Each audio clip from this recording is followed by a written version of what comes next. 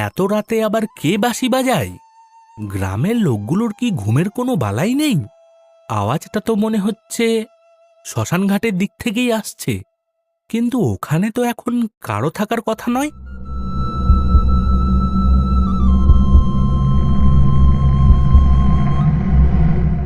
আরে, ওটা কিসের আলো? লণ্ঠন? না, লণ্ঠনের আলো তো ওভাবে হাওয়ায় ভাসে না। অদ্ভুত তো। অনি, ও অনি, জেগে আছিস বাবা?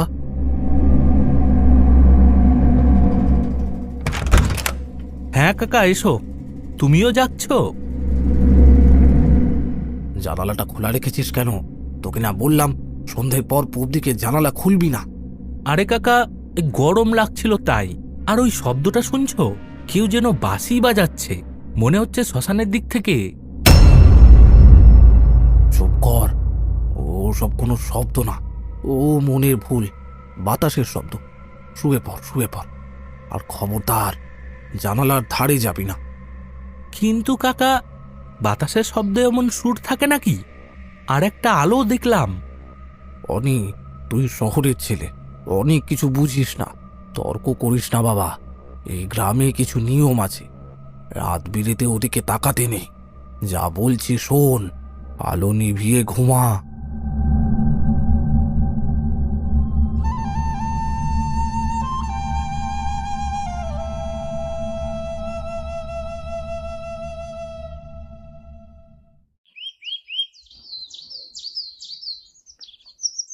ওমা, অনি যে, আয় বাবা, বস। কাল রাতে ঘুম হলো ভালো? বিছানাটা কি শক্ত মনে হলো? না কাকিমা, বিছানা ঠিকই ছিল, কিন্তু ঘুমটা ঠিক জমলো না। নতুন জায়গা, একটু আধটু অমন হয়। দুদিন থাক, সব সয়ে যাবে। কাকা, কাল রাতের ব্যাপারটা তুমি অমন ভয় পেয়ে গেলে কেন বলো তো? কিসের ভয়? কি হয়েছে গো? কিছু না, ও কিছু না। অনি বলছিল রাতে নাকি শিয়াল ডাকার শব্দ শুনেছে। শহরের ছেলে তো, ভয় পেয়েছে। শিয়াল নয় কাকা, বাঁশি, স্পষ্ট বাঁশির আওয়াজ। আর ওই আলোটা? বাঁশি? তুই তুই বাঁশি শুনেছিস নাকি? হ্যাঁ কাকিমা, কেন বলো তো? তোমরা সবাই বাঁশির কথা শুনলে এমন চমকে উঠছো কেন? গ্রামে কি বাঁশি বাজানো বারণ? সুলেখা, তুমি ভেতরে যাও, রান্নাটা দেখো কি। অনি, তোকে বললাম না ওসব নিয়ে মাথা ঘামাস না। গ্রামের কিছু উটকো লোক আছে, নেশাভান করে পড়ে থাকে, ওরাই হয়তো বাজিয়েছে। নেশাখোরেরা এত করুণ সুরে বাঁশি বাজায়? তুই কি পুলিশই জেরা করছিস নাকি? যা, গ্রামে একটু ঘুরে আয়। তবে মনে রাখবি, নদীর ওই পাড়ের শ্মশানটা আর পাশের ওই পোড়ো জঙ্গলটা, ওদিকে একদম যাবি না। ওদিকের মাটি ভালো না। আচ্ছা কাকা, যাচ্ছি না। কিন্তু তোমরা কিছু একটা লুকোচ্ছ আমার থেকে। অনিরুদ্ধ উঠে চলে যায়। বিমল কাকা আর সুলেখা কাকিমা একে অপরের দিকে তাকান।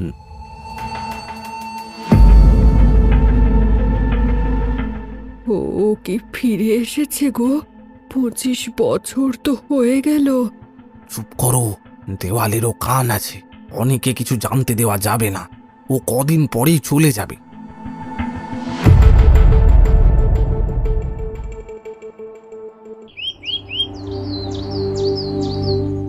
অনিরুদ্ধ গ্রামের পথ দিয়ে হাঁটছে।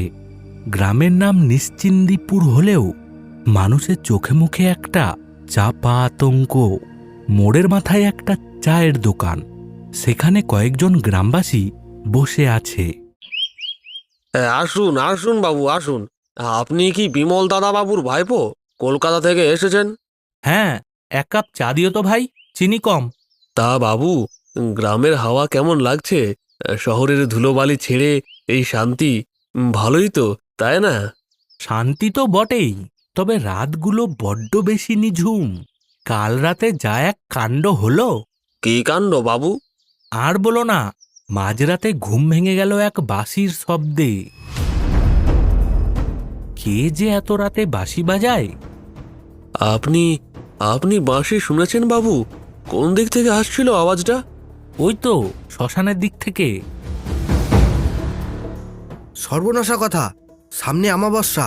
আমি জানতাম ও জাগবে, ও জাগবেই। কে জাগবে? আপনারা কার কথা বলছেন? বাবু, চাটা খেয়ে বাড়ি যান। ওসব কথা এই ভর দুপুরে না তোলাই ভালো। আপনারা সবাই এমন করছেন কেন? একটা বাঁশি তো বেজেছে। হতে পারে কোনো রাখাল ছেলে। রাখাল ছেলে মাঝরাতে শ্মশানে বাঁশি বাজায় না বাবু। আর ওই সুর মানুষের গলার না, ওটা ডাক, জমের ডাক। হঠাৎ রাস্তা দিয়ে এক পাগল প্রকৃতির লোক ছুটে আসে। তার নাম হরিপদ। গায়ে ময়লা জামা, চুল উস্কো খুস্কো। গন্ধ পাচ্ছিস? তোরা গন্ধ পাচ্ছিস না? পোড়া মাংসের গন্ধ। এই হরিপদ, যা যা এখান থেকে। বাবুকে বিরক্ত করিস না। যা যা। তুই নতুন এসেছিস, তোর গায়ে তো শহরের গন্ধ। কিন্তু সাবধান, ওর গায়ে মাটির গন্ধ, রক্তের গন্ধ। ও খুঁজছে, ও খুঁজছে। কাকে খুঁজছে? সেই বরকে খুঁজছে, যে যে যে যে যে মালা পরাবে বলে গলা টিপেছিল। লাল বেনারসি, তা লাগলো আগুনের ছ্যাঁকা। 25 বছরের প্রতীক্ষা পূর্ণ হবে। বাঁশিটা বাজলেই সব শেষ, সব শেষ। যা যা, ভাগ এখান থেকে, পাগল ছাগল কোথাকার। বাবু, ওর কথায় কান দেবেন না। কিন্তু ও যা বলল লাল বেনারসি, আগুন, এসবের মানে কি? পাগলের কথার আবার মানে কি বাবু? আপনি আপনি বাড়ি যান, বেলা বাড়ছে। অনিরুদ্ধ চায়ের দাম মিটিয়ে চিন্তিত মুখে উঠে পড়ে। কিন্তু যাওয়ার সময় সে দেখে হরিপদ শ্মশানের রাস্তার দিকে তাকিয়ে অঝরে কাঁদছে।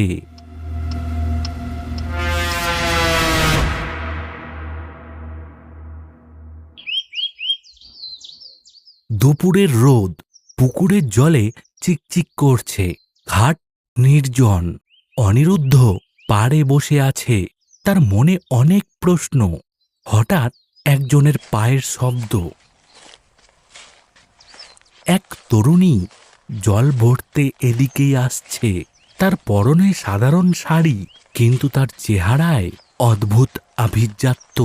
এই যে শুনছেন? আমায় বলছেন বাবু? হ্যাঁ, আমি এই গ্রামে নতুন। আপনাকে আগে দেখিনি তো। আপনি কি এই পাড়াতেই থাকেন? পাড়ায়? হ্যাঁ, তা পাড়াতেই থাকি বলতে পারেন। আবার থাকি না বললেও ভুল হবে না। আমি মৃণালিনী। অদ্ভুত উত্তর তো। আমি অনিরুদ্ধ, কলকাতা থেকে এসেছি। জানি আপনি বিমল বাবুর ভাইপো। কাল রাতে ঘুম হয়নি, তাই না? আপনি জানলেন কি করে? চোখের নিচে কালি পড়েছে যে। আর এই গ্রামে নতুন কেউ এলে প্রথম রাতে শ্মশানের হাওয়া তাকে ছুঁয়ে যায়, এটাই নিয়ম। আপনিও শ্মশানের কথা বলছেন? গ্রামের সবাই ওই জায়গাটাকে এত ভয় পায় কেন বলুন তো? কাল রাতে আমি একটা বাঁশির শব্দ শুনেছি, আর সবাই এমন করছে যেন ভূত দেখেছে। ভূত? মানুষ যাকে ভয় পায় তাকেই ভূত বলে বাবু। কিন্তু সব ভয় কি মিথ্যে? আর বাঁশি তো শুধু সুর নয়, ওটা কারো বুকের জমানো কান্নাও হতে পারে। আপনি খুব সুন্দর কথা বলেন, কিন্তু আপনি ভয় পান না? শুনলাম ওদিকে নাকি অপদেবতার বাস। অপদেবতা? দেবতা আর অপদেবতার তফাৎ কে করে বাবু? মানুষই তো করে। আর তাছাড়া ভয় তাদের পাওয়া উচিত যাদের মনে পাপ আছে। আমার মনে পাপ নেই, তাই ভয়ও নেই। যাদের মনে পাপ মানে? আপনি কার কথা বলছেন? পুরনো কথা, ধুলো পড়া বইয়ের পাতার মতো, উল্টাতে নেই, কষ্ট বাড়ে। তবে আপনি তো সত্য সন্ধানী মনে হচ্ছে। খুঁজলে হয়তো জানতে পারবেন। দাঁড়ান, আপনি কোথায় থাকেন বললেন না তো? আবার দেখা হবে?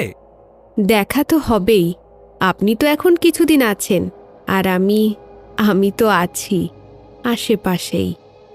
মৃণালিনী চলে যায়। তার হাঁটার ভঙ্গিটা খুব ধীর, যেন রাজহাঁসের মতো।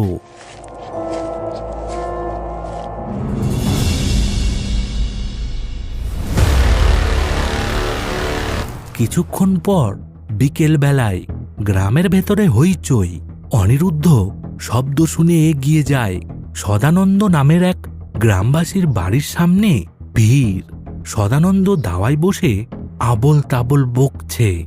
ওরে বাবা রে, মরে গেলাম রে, আমায় ছেড়ে দে, আমি কিছু করিনি, আমি শুধু দেখেছিলাম।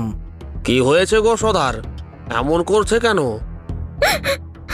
জানি না গো, দুপুরবেলা মাঠ থেকে ফিরলো, বলল যে গা কেমন করছে, তারপর থেকে এই প্রলাপ বকছে, গাটা যে জ্বরে পুড়ে যাচ্ছে। ডাক্তার ডাকেননি? আরে ডাক্তারে কি করবে এতে? এ তো ওষুধের রোগ নয়, এ হলো ওদের কাজ। হ্যাঁ, ওদের মানে? আপনারা কি সবকিছুতেই কুসংস্কার টেনে আনবেন? সরুন তো দেখি। অনিরুদ্ধ সদানন্দের কপালে হাত দেয়। তার গা জ্বরে পুড়ে যাচ্ছে। সদানন্দ হঠাৎ অনিরুদ্ধর হাত খামচে ধরে। তার চোখ দুটো ঠিকরে বেরিয়ে আসতে চাইছে। বাবু, বাবু আপনি পালান, ও এসেছে, ওই মেয়েটা এসেছে। কে এসেছে সদানন্দ কাকা? চন্দ্রমুখী। ওর হাতে সেই বালা, রূপোর বালা। ও আমার দিকে তাকিয়ে হাসছিল, শ্মশানের ধারে দাঁড়িয়ে দাঁড়িয়ে হাসছিল। ও বদলা নেবে বাবু, গ্রামের কাউকে ছাড়বে না। চন্দ্রমুখী? ও তো 25 বছর আগে মরে গেছে, আবার কি এলো? সর্বনাশ হবে এবার। সর্বনাশ হবে এবার। চন্দ্রমুখী কে? ভিড় থেকে একজন বয়স্ক লোক এগিয়ে আসে। নাম ভবতোষ। চুপ কর সদা, জ্বরের ঘরে কি বকছিস তার ঠিক নেই। বাবু, আপনি জানতো আমরা ওঝা খবর দিয়েছি। ওঝা দিয়ে জ্বর সারাবেন? লোকটা তো ভয়ে মরে যাবে। চন্দ্রমুখী কে আমাকে বলুন। সব কথা জানতে নেই বাবু, যা শুনলেন ভুলে যান। এ গ্রামের মরা মাটি খুঁড়লে শুধু হাড়গোড় বেরোবে না, সাথে অনেক কালো সাপও বেরোবে। নিজের ভালো চাইলে এসব থেকে দূরে থাকুন। অনিরুদ্ধ বুঝতে পারে এরা কেউ মুখ খুলবে না। সে ভিড় থেকে বেরিয়ে আসে, কিন্তু তার মাথায় ঘুরছে সদানন্দের কথাগুলো। রূপোর বালা। আজ দুপুরে পুকুর ঘাটে সে মৃণালিনীর হাতেও তো একটা রূপোর বালা দেখেছিল, খুব পুরনো দিনের নকশা। তবে কি?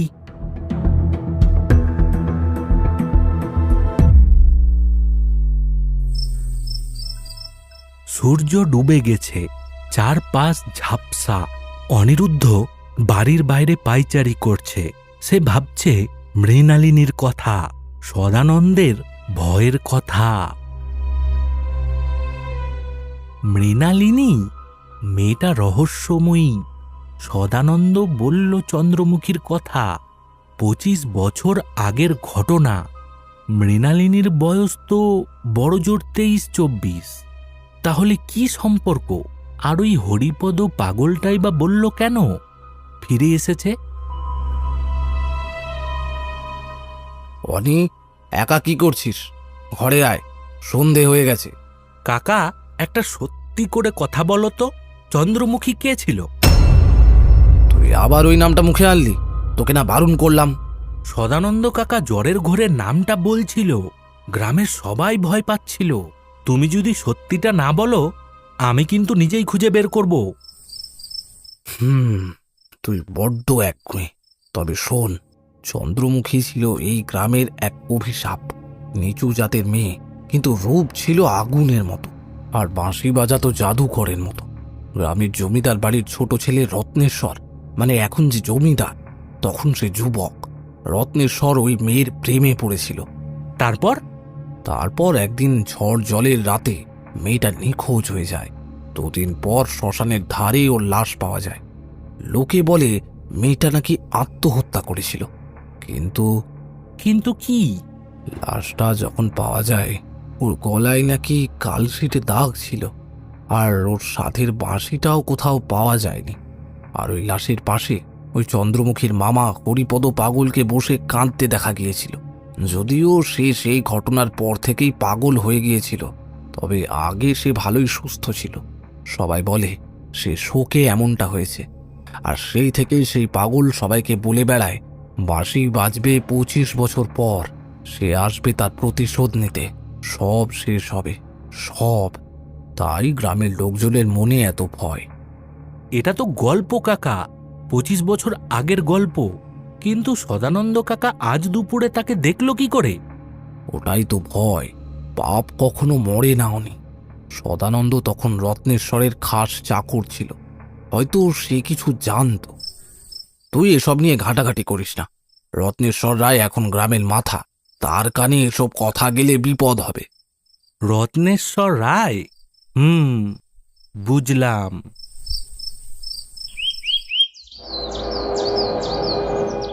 অনিরুদ্ধ সিদ্ধান্ত নিয়েছে সে রত্নেশ্বর রায়কে দেখবে। সে জমিদার বাড়ির সামনে দিয়ে হাঁটার ভান করে।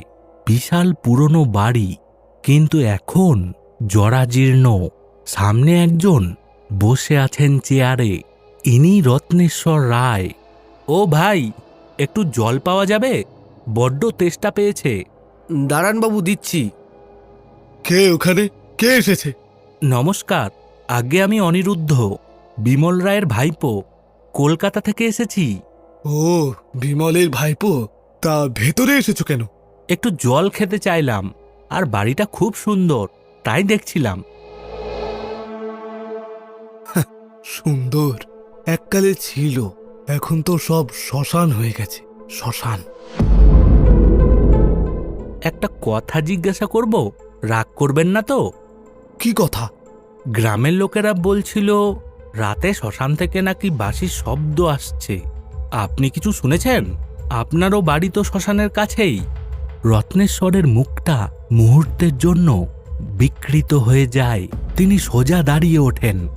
বাঁশি? কে বলল বাঁশি? ওসব মিথ্যে কথা। কেউ বাঁশি বাজায় না। সে মরে গেছে, সে মরে গেছে। হঠাৎ বাড়ির ভেতর থেকে একটা কাজের মেয়ে বেরিয়ে আসে। অনিরুদ্ধ চমকে ওঠে। মেয়েটা হুবহু মৃণালিনীর মতো দেখতে, উচ্চতাও এক, আর মেয়েটার হাতেও সেই একই রকম একটা রূপোর বালা। কর্তা, ও কর্তা, আপনার ওষুধ খাওয়ার সময় হয়েছে। তোমার হাতে ওটা কিসের বালা গো? এটা এটা তো আমার দিদিমা দিয়েছিল, পুরনো জিনিস। কেন বাবু? না না, এমনি, খুব সুন্দর তো, তাই। যাও তুমি এখান থেকে, যাও। বিমলকে গিয়ে বলবে তার ভাইপো যেন আমার সীমানায় আর না আসে। যাও। অনিরুদ্ধ দ্রুত পায়ে বেরিয়ে আসে, কিন্তু তার মাথায় একটা অঙ্ক মিলতে শুরু করেছে। কাজের মেয়েটার বালা আর মৃণালিনীর বালা এক। সদানন্দ বলেছিল চন্দ্রমুখীর হাতেও বালা ছিল। এই বালার রহস্য কি? আর রত্নেশ্বর রায় সে মরে গেছে বলে অত ভয় পেলেন কেন?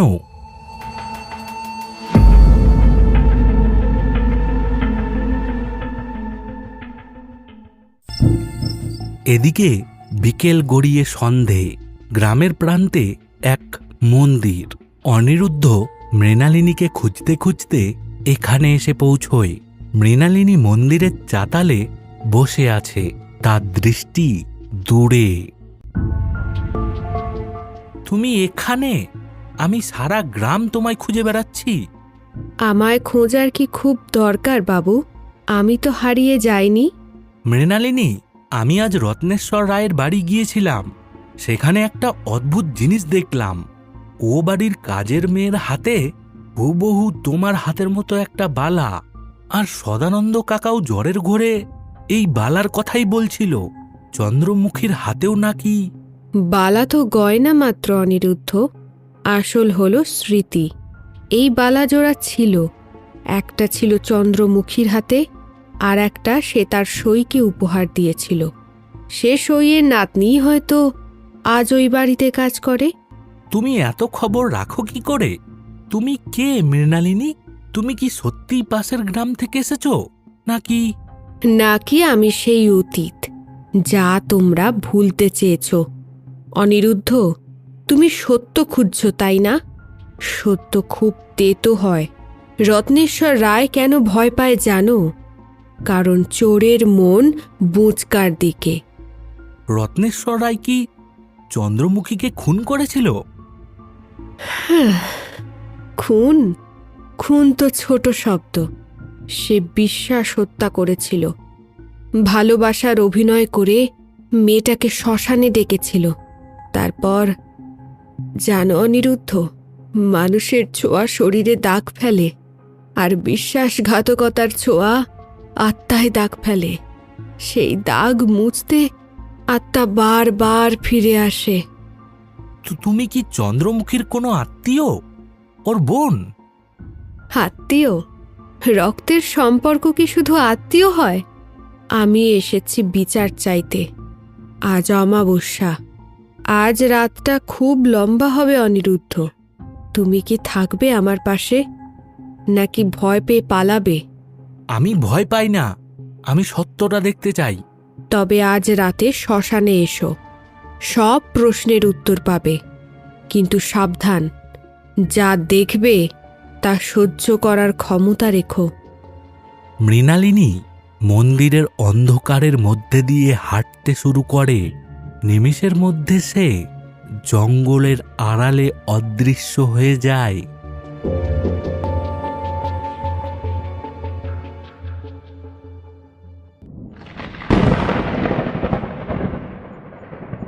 রাত 10টা। আকাশ কালো মেঘে ঢাকা, বিদ্যুৎ চমকাচ্ছে। গ্রামের সবাই ভয়ে ঘরের দরজা বন্ধ করে দিয়েছে। সদানন্দর ঘরে টিম টিম করে লণ্ঠন জ্বলছে। সদানন্দ জ্বরে কাঁপছে। ওরে দরজা খোল, আমাকে যেতে হবে। ও ডাকছে, বাঁশি বাজছে।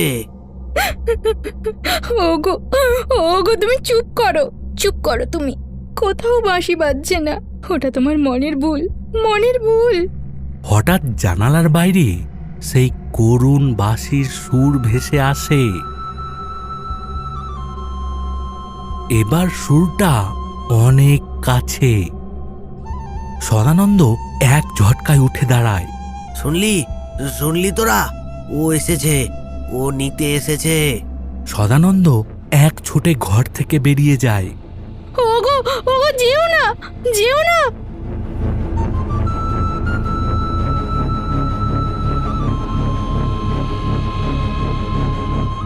আরে, ওটা সদানন্দ কাকা না?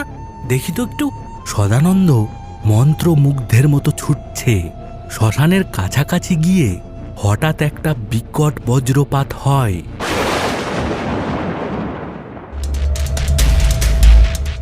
আলোয় দেখা যায় শ্মশানের সামনে একটা ছায়া মূর্তি দাঁড়িয়ে, লাল শাড়ি পরা।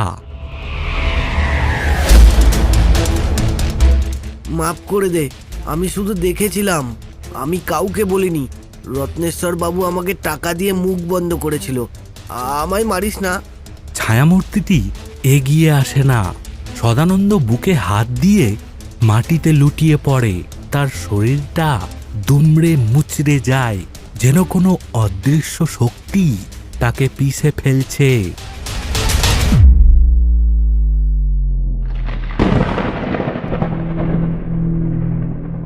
অনিরুদ্ধ যখন সেখানে পৌঁছয় ততক্ষণে সব শেষ। সদানন্দের চোখ উল্টে গেছে। নেই, মারা গেছে। হার্ট অ্যাটাক নাকি ভয়ে? অনিরুদ্ধ শ্মশানের দিকে তাকায়। সেখানে কেউ নেই। কিছুক্ষণ পর হঠাৎ সে দেখে গ্রামের দিক থেকে কেউ একজন শ্মশানের দিকে আসছে। মৃণালিনী এত রাতে এখানে? অনিরুদ্ধ লক্ষ্য করে মৃণালিনী হেঁটে যাচ্ছে। মাটিতে তার পা স্পর্শ করছে না। আরে, ও মাটির উপর দিয়ে হাঁটছে না, ও ভাসছে।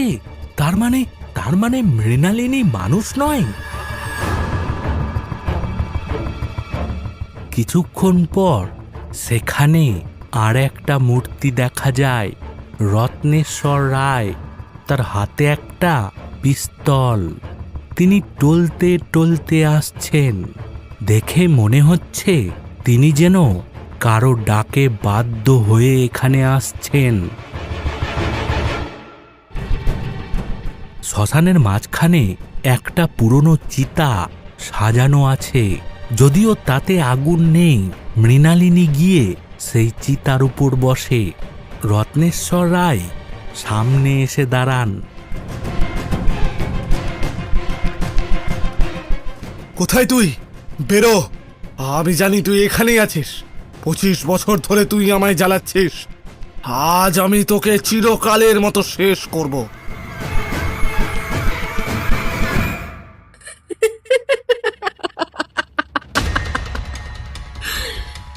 কাকে শেষ করবে রত্নেশ্বর? যে আগেই মরে গেছে তাকে কি মারা যায়? তুই তুই কে? তুই সেই মেয়েটা না, পাশের গ্রামের মৃণালিনী?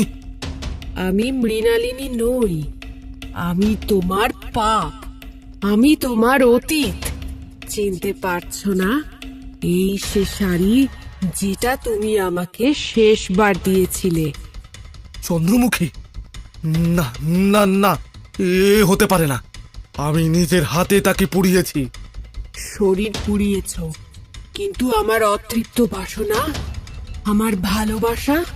তুই বলেছিলি আমায় বিয়ে করবি, শ্মশানে ডেকে এনে তুই আমায় গলায় দড়ি দিলি, কারণ তোর বাবা সম্পত্তি থেকে তোকে ত্যায্য করার ভয় দেখিয়েছিল। ছি রত্নেশ্বর, টাকার জন্য তুই ভালোবাসা বেচলি? হে ভগবান, এত বড় বিশ্বাসঘাতকতা! আমি ভুল করেছি, আমায় মাফ করে দে। আমি আর পারছি না। প্রতি রাতে এই বাঁশির সুর, আমি পাগল হয়ে যাব। পাগল তো তুই হবি, কিন্তু তার আগে তোকে আমার যন্ত্রণাটা বুঝতে হবে। মৃণালিনী উঠে দাঁড়ায়। আকাশ চিরে বাজ পড়ে। সেই আলোয় অনিরুদ্ধ দেখে মৃণালিনীর সুন্দর শরীরটা পাল্টে যাচ্ছে। চোখ দুটো থেকে যেন আগুন বেরিয়ে আসছে, চুলগুলো সাপের মতো ফুঁসছে। এ এক বিভীষিকাময় পিশাচী রূপ।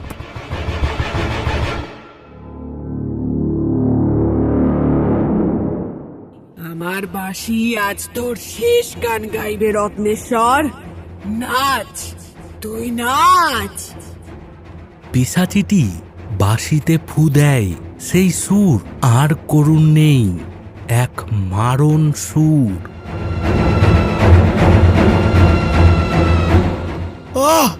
থামা থামা থামা, মরে গেলাম। মরবি তো বটে, কিন্তু সহজে নয়। যেমন আমি চটপট করে মরেছিলাম, তুইও তেমনি মরবি। আমার গলায় দড়ির দাগটা এখনো জলে রত্নেশ্বর, তোর গলাটাও একটু জ্বলা দরকার। রত্নেশ্বর নিজের গলা চেপে ধরে। তার চোখ মুখ নীল হয়ে যায়।